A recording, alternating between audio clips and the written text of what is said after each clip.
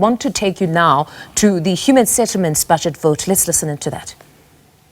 To upgrade 4,075 informal settlements. We understand that this does not mean that we will be able to eradicate and build all, but our intention is that at least they must all be registered.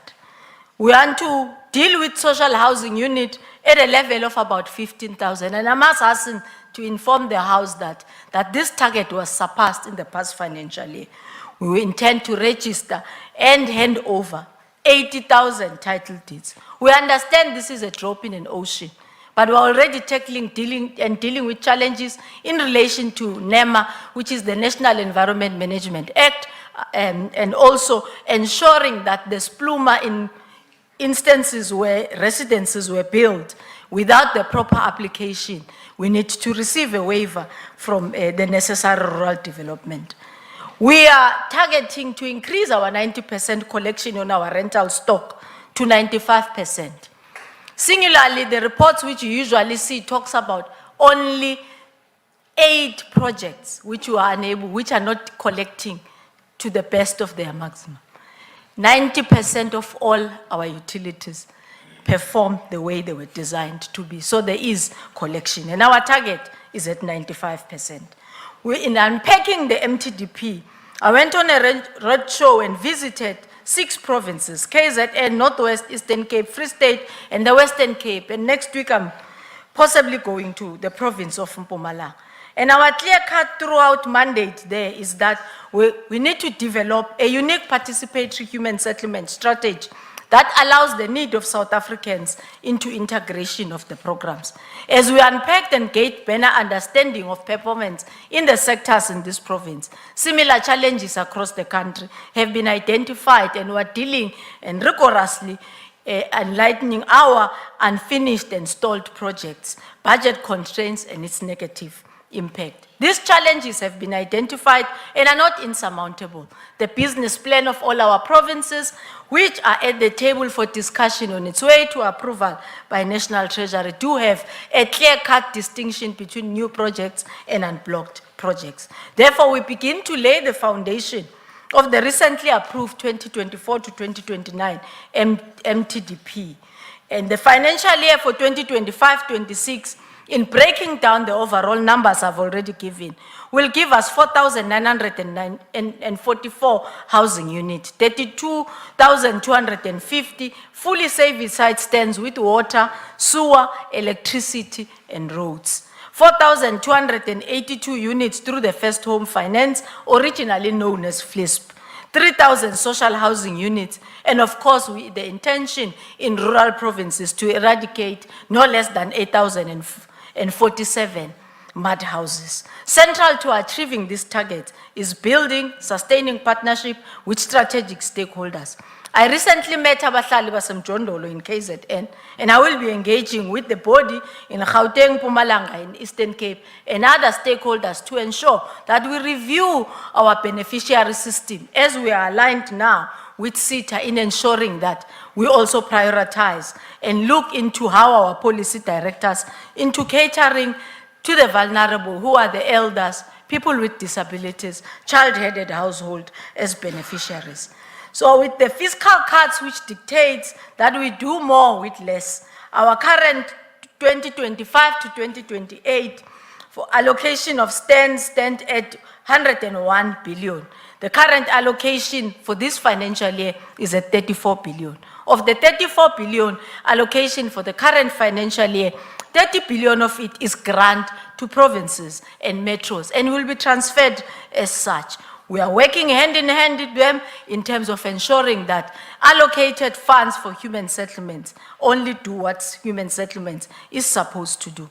The grant allocation, therefore, constitute 90.7% of the total budget allocation. 16.9 billion is to be transferred to provinces, making up about 54%, while 13.9 is going to metros, making about 46%.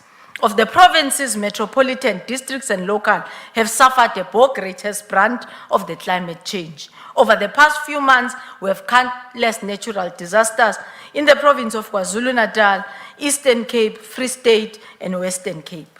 These have costed us a multitude. Yet our current budget allocation is sitting at 336 million. Only talking to what the Eastern Cape has suffered with regard to Mthatha floods, it surpasses the allocation for the entire financial year that we have. We remain concerned with the slow delivery of the title deeds to beneficiaries. The major challenge of this project is delayed and stalled processes of township establishment and proclamation. The interesting part to this is that these communities are already residing there. So we're saying that the act which regulates, which is Pluma and NEMA from the ministries, will enable us to unlock at least over 300,000 household will be able, and we have started engagement with Minister George and Minister Nyosh. So this will ensure that we accelerate even the target that we have of 80,000 of ensuring that we reach 300,000. A housing subsidy system, which is a HSS portal, which deals in the main, dealing with the data register on what we call beneficiaries and ensuring that we go with the technologies to develop the National Digital Human Settlement Management System will be of assistance. And this is to ensure that we manage our beneficiary system.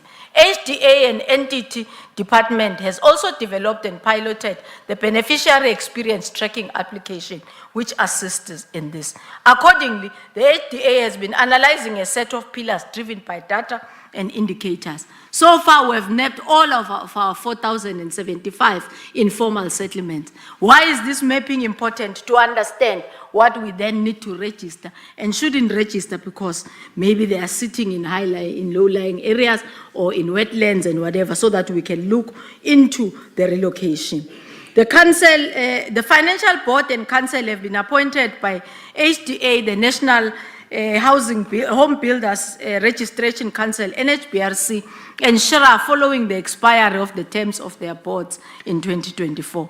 The process for appointing members to fill the vacancies of CISOs, PPRA, HDA, and NFHC is underway, and we are hopeful that by end of July it would have been concluded. We are mindful of the home regulator, and we are committed to ensuring that NHBRC, through enhanced technical oversight, expand training, deals with set instances like the George building. And we want to say to everybody here, compliance is non-negotiable.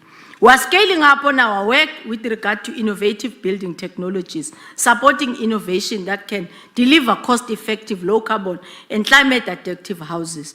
We will, with time, introduce to this House and the people of South Africa measures that we hope to launch around September with regard to innovative building technologies this year to champion our and mainstream our innovative ways. Between 2019 and 2024, NFHC made significant strides in advancing the developmental mandate. We have disbursed 4.8 million, enabling 147,000 housing opportunities, including NFHC. That is creating close to over 20,000 job opportunities. What does this mean? The contribution of about 15,941 subsidy applications approved, translating to about 1 billion in approved subsidies. Of this, 14,301 subsidies were disbursed, amounting to 803 million. Notably, the efforts attracted 7.7 billion in private sector funding, demonstrating strong confidence and willingness. We are looking into our emerging developer incubator and post-support program.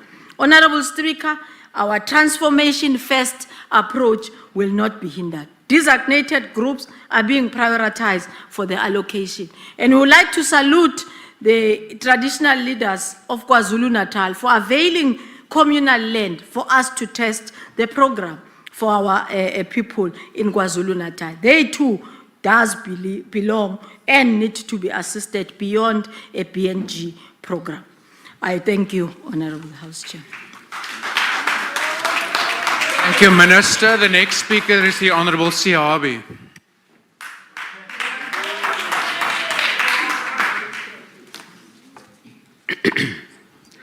House Chairperson, Honorable Minister Thembi Simelane, Deputy Minister Thandi Mahambehlala, MECs present here today, esteemed members of the House, DG and your colleagues, chairpersons and CEOs of entities, a very good afternoon.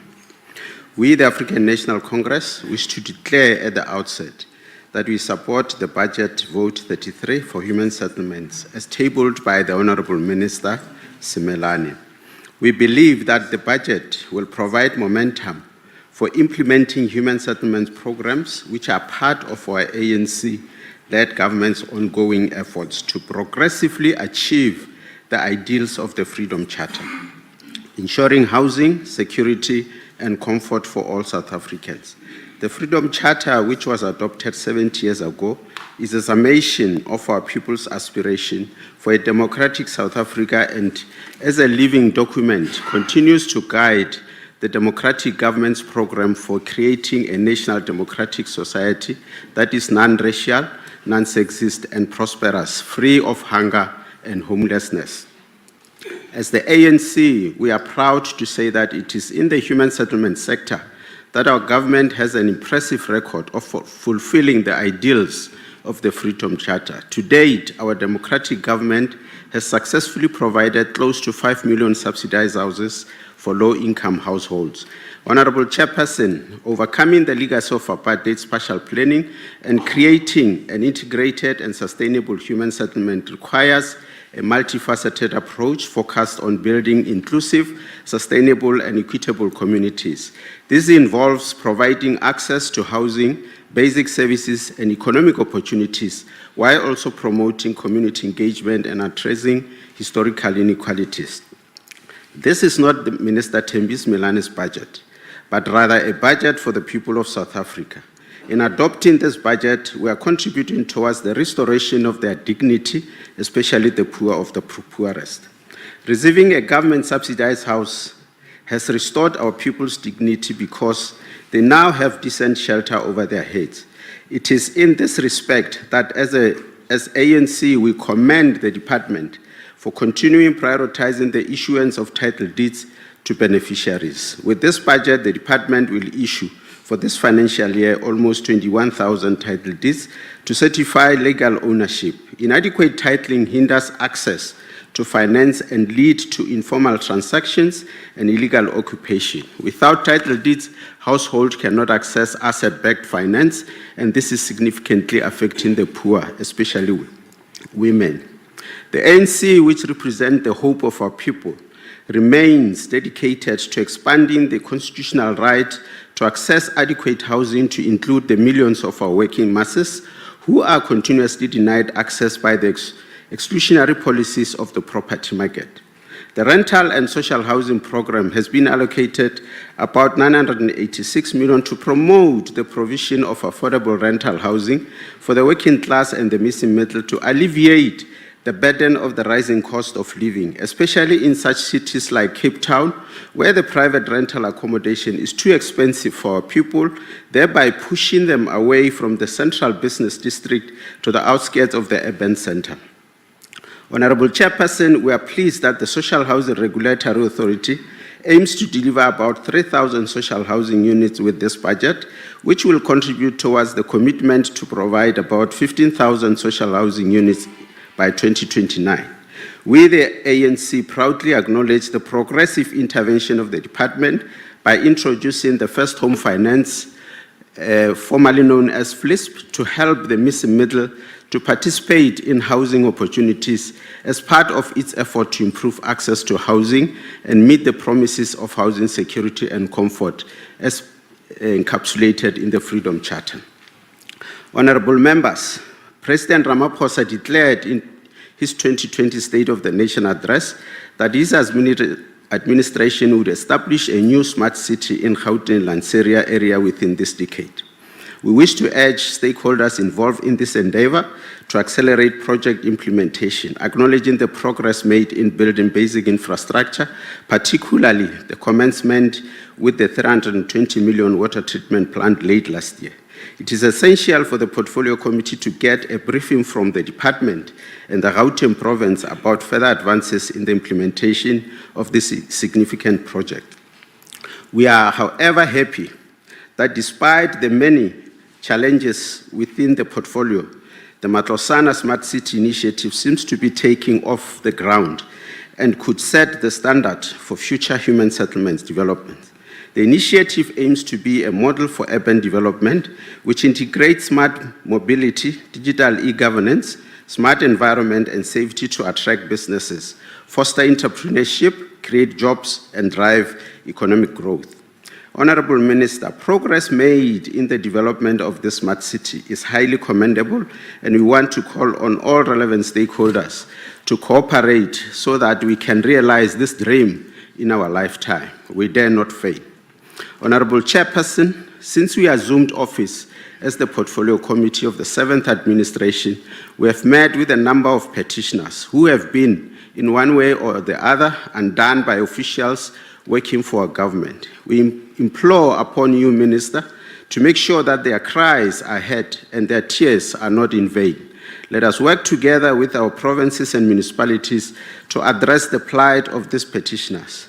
There are people crying Kayamnandi, Abahlali baseMjondo, Slovo Park, Strand, Kutso, people who are facing a potential disaster with regard to sinkholes. Their houses are collapsing. It is in this vein, Honorable Minister, that we call upon your department, working together with provinces and municipalities, to be proactive in the acquisition of land so that we are able to deal adequately with human settlement challenges. The disasters we are experiencing today, where a number of our people lose life, in the main is because our people don't have access to land. Honorable members, we are happy to note that the process towards finalizing the appointment of board and council members to different entities, which was conducted in an open and transparent manner, is on course.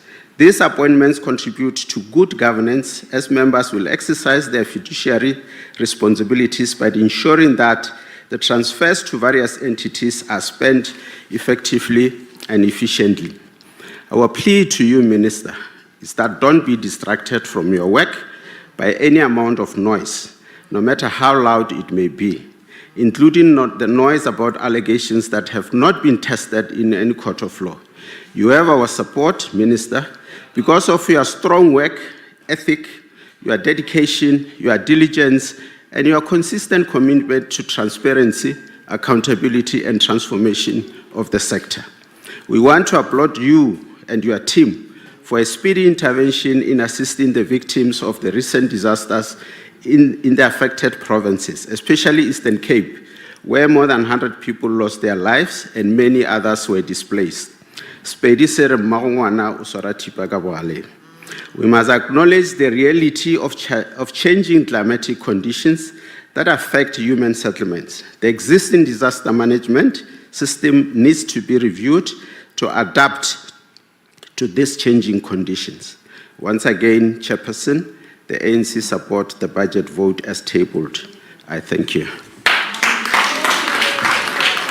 Thank you. The next speaker is the Honourable Gamede.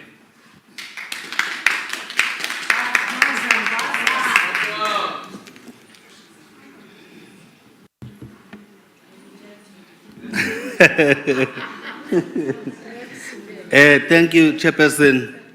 I greet you all in the wonderful name of Umkhonto Wesizwe Party, the government of this country in waiting. I rise today to critically address the Department of Human Settlements Budget Vote 33, Strategic Plan for the Medium-Term Expenditure Framework, and the Annual Performance Plan 2025-2026. The presented report details allocation for key programs. Integrated human settlements is earmarked 43.5 billion rands for fully subsidized housing and 28.4 billion rand for bulk infrastructure. Informal settlement upgrading is allocated 4.7 billion rand for provinces and 14.8 billion rand for municipalities. First Home Finance receives 1.8 billion rand. Rental and housing is designated 2.5 billion rand for over 12,000 units. And emergency housing is provided 1.6 billion rand for disaster relief. However, a critical examination reveals a fundamental flaw, an overall real decline in the department's budget. None of its 5 main programs demonstrate above inflation increases. Indeed, all declined when inflationary effect is considered. This systemic underfunding of human settlements initiative will inevitably exacerbate existing backlogs and impair the progressive realization of adequate housing. This significant real decline in the informal settlements program, particularly the 12.8% real decrease in the grant management sub-program, signifies a profound misallocation of resources in a sector urgently demanding substantial investment due to rapid urban migration and the proliferation of informal settlements across South Africa. This reduction directly undermines the effort to provide essential services and improve governance in these vulnerable communities. I asserted during the committee meeting last week, and I reiterate now, that this draft budget must be rejected. Its real-term decline across key programs, particularly in integrated human settlements and informal settlements upgrading, directly contradicts the constitutional obligation to provide adequate housing, and the strategic goals of the national development plans. Accepting this budget would constitute a retreat from addressing deeply entrenched spatial inequalities and the pressing needs of vulnerable communities for basic services and dignified living conditions. Moreover, the budget fails to adequately address systemic operational inefficiencies highlighted by this committee, such as slow procurement processes and the massive backlog of unissued title deeds. Ngqongqoshe uyakhumbula ukuthi sasikhulume kabanzi ngokusebenzisana namakhosi akithi ney'nduna nanamhlanje gaza kwenzeke lokho ayikho into ekhomba kule report ukuthi ayathinteka noma kukhona uhlelo lokusebenzisana ngoba sakhuluma saya kabanzi saya sathinta nanokuthi soyezame ngisho ibudget yakhona kwakukhuphuza nje ulikabhejane mhlazana sikhohlisana ngalokho kodwa ke siyayibona lento ngoba ukusebenzisana namakhosi kubalekile ibona abantu abazi abantu ekuhlaleni nangendlela ekukhulunyiswana ngayo kwenza isimo sibelula ukuze abantu bakithi ama title deeds abuyele kalula nakubona sazi ukuthi usibanibani wakabani lo wakabani. These consistent real budget declines coupled with unresolved practical challenges indicate that even the allocated funds may not be effectively utilized, leading to continued underperformance and a failure to deliver on the department's critical mandate. A profound and unacceptable omission within this budget report is the explicit mention of the role of traditional leaders and their specific involvement, consultation, and allocated resources within the Department of Human Settlements plan. This is particularly egregious concerning land allocation, informal settlement upgrading in rural and peri-urban areas, and the crucial process of addressing title deeds.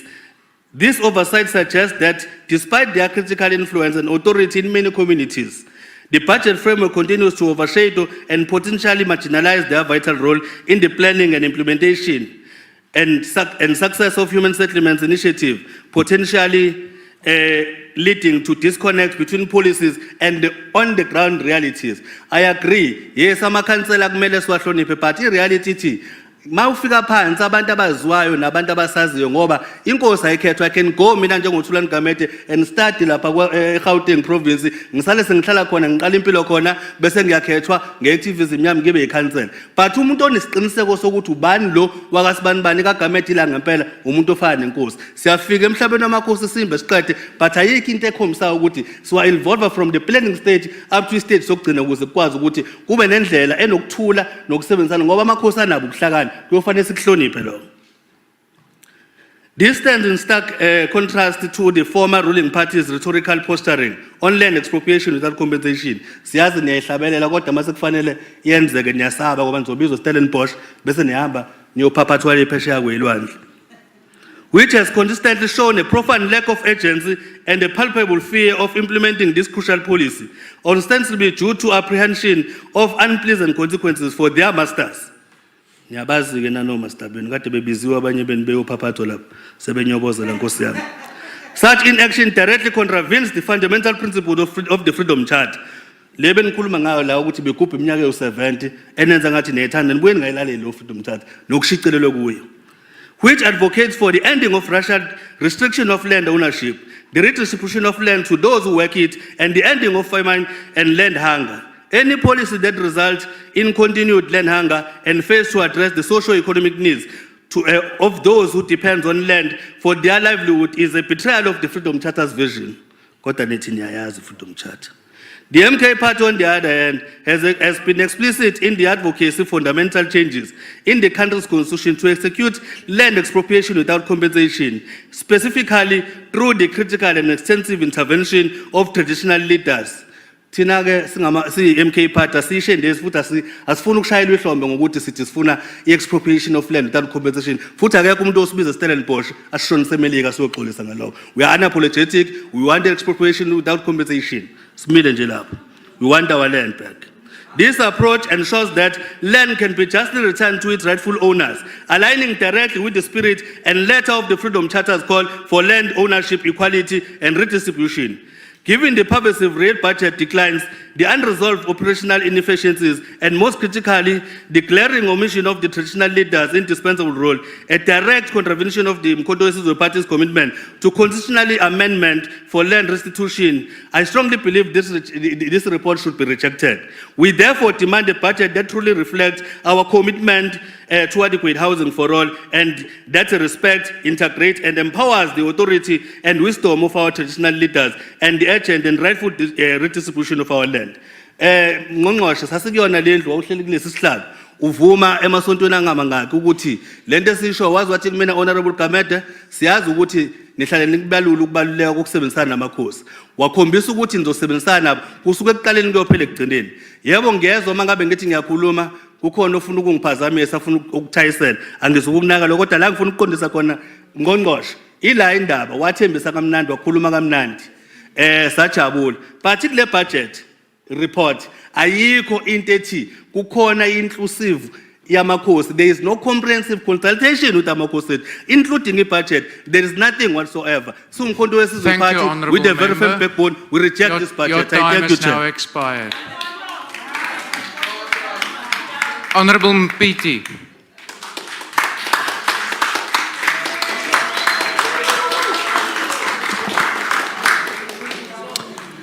Thank you, House Chair.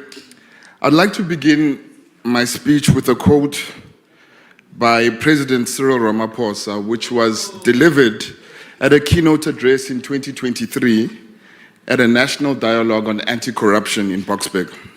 I quote, "Corruption has wounded our democracy and has shaken people's faith in our institutions. If corruption is not arrested, the greatest damage will not be in the funds stolen, the jobs lost, or the services not delivered. The greatest damage will be in the belief in democracy itself," close quote.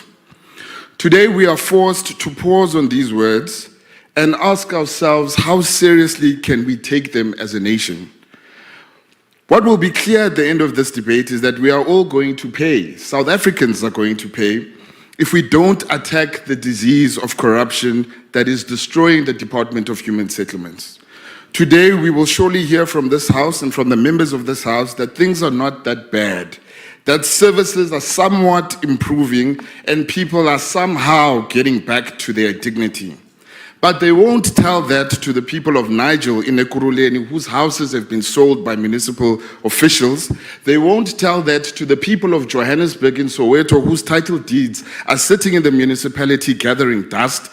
They won't tell that to the residents of Stillwater in Northern Cape, whose houses have collapsed just after 10 days of being built. They also won't tell that to the community of Joe Slovo settlement in the Eastern Cape, who have been flooded and will have to wait 3 months until they are able to get housed. They won't, House Chair, tell that to Ugogo, Gogsara, who's 78. She lives in a dilapidated Rondeville in Makadu, Limpopo, and I quote, and these are her words, she says, "One day this house will fall on me.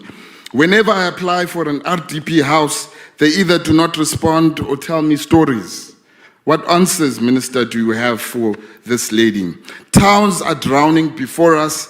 We are honestly not going to be able to stand here and lament victories that are non-existent and speak about tangible change that has not reached the people in the ground. People are dying without the promise of houses. People are dying waiting for government to deliver what they promised in 1994.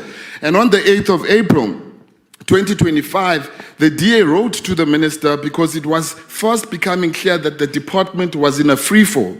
The CEO of the National Home Builders Registration Council was suspended. The National Home Finance Corporation CEO is under investigation for misuse of funds.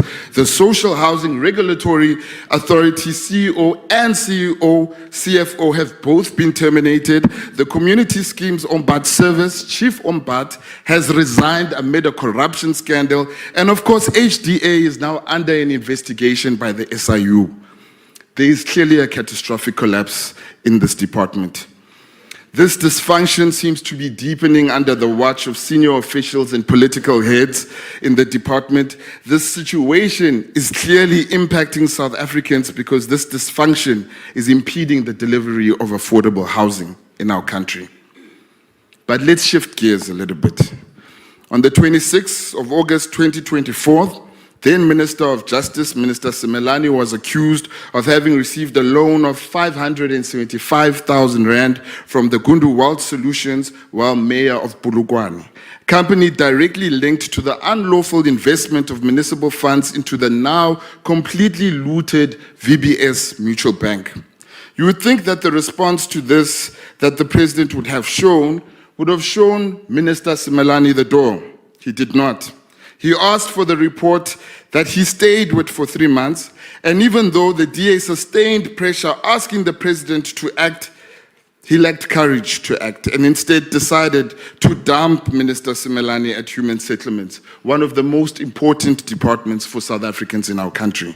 It seems that this president does not take an issue with the fact that the person accused of corruption sits in his cabinet and will have to look after a budget of 30 billion rand that is set aside for South Africans.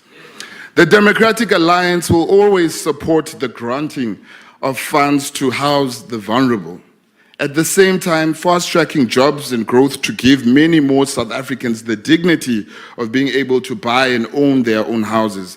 And although this budget and the department have many challenges, under normal circumstances, it would be supported. However, we sit with a minister who faces corruption allegations, who has not been accountable to the South African public, and it is because of this we struggle to support this particular budget. Yesterday, it was revealed that criminal investigations against the minister were underway by the South African Police Service following the charges that were laid by the DA. When the minister at the helm cannot be trusted with the scent of the taxpayer funds, how are we supposed to tell the public that their interests are cared for and protected? Minister Simelane cannot be trusted with a single rand, let alone 33 billion rand of this budget. As President Ramaphosa said, corruption has wounded our democracy and shaken people's faith in our institutions. If corruption is not arrested, and the greatest damage will not only be the funds that have been stolen or the jobs that have been lost. Thank you, Honourable Member. Your time has now expired. That will be damaged. I thank you.